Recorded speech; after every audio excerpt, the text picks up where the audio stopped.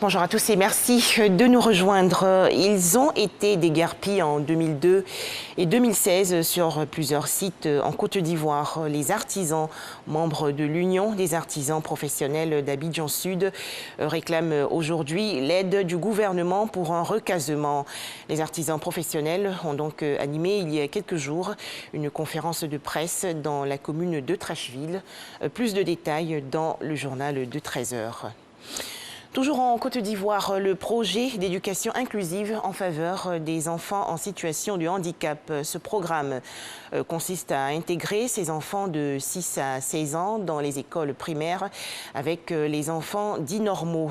Le projet d'éducation inclusive en faveur des enfants en situation de handicap était au centre d'une rencontre le 20 août dernier à la Bibliothèque nationale dans la commune du Plateau.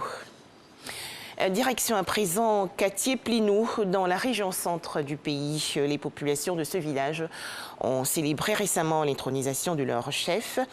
C'était en présence du secrétaire d'État chargé du logement social.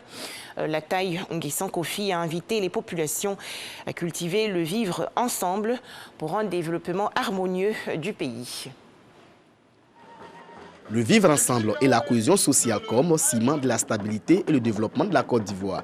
Deux vœux chers au président de la République Alassane Ouattara, partagés par le secrétaire d'État chargé du logement social aux populations de la région d'Inzi.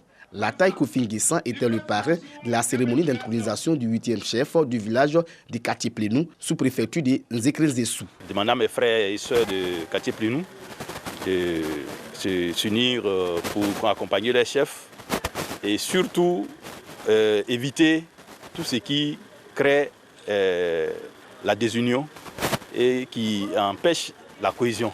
Les différents intervenants ont appelé les populations ivoiriennes à toujours cultiver la paix et la cohésion, toutes choses qui ont permis au pays de connaître un développement harmonieux dans tous les domaines. Encourager les populations à rester soudées autour du chef qu'ils ont eux-mêmes choisi afin de développer la paix à l'intérieur de Katié-Plinou et appeler ainsi la paix aussi autour de Katié-Plinou.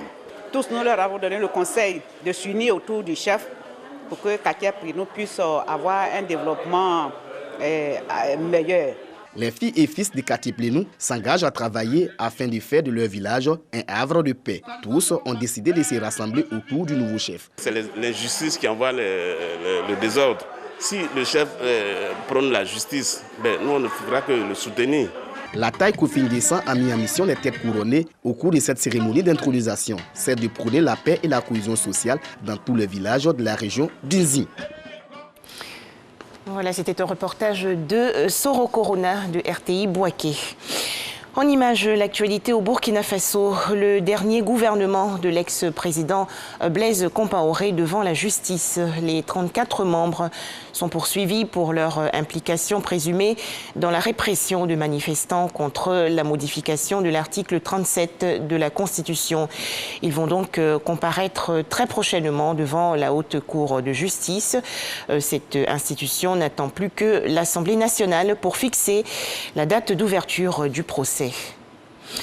Au Sénégal, l'homme politique et grand patron de presse Bougane Gueye Dany, convoqué hier au commissariat central de Dakar, la capitale. Bougane Gueye Dany a reçu une lettre du préfet lui demandant de retirer ses affiches publicitaires, appelant les citoyens sénégalais à s'inscrire sur les listes électorales à 5 mois des élections municipales et départementales de janvier 2022.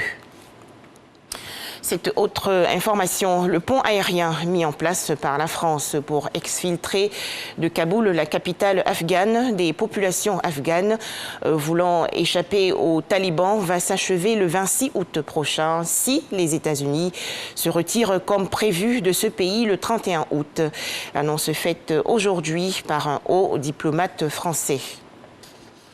Enfin, ouverture aujourd'hui du 30e championnat d'Afrique masculin de basketball, l'Afrobasket édition 2021, à Kigali au Rwanda.